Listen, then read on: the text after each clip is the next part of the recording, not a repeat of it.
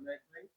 সেই প্রতিষ্ঠানের থেকে শুধু বাংলাদেশে না, আপনার আজকের এই গাজাতে ইসরায়েলিরা যেভাবে মুসলমানদেরকে সেখানে ক্ষতি করা করতেছে, মারতেছে, শিশুদেরকে হত্যা করছে, অন্যান্য দেশেও তিনি সহযোগিতা করছেন এই সমাজের হাত ধরে।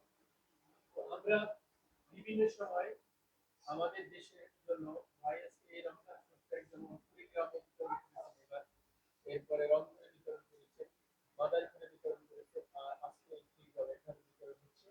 আরো হয়তো এরকম এক দুটো প্রোগ্রাম হবে। ভাইয়ের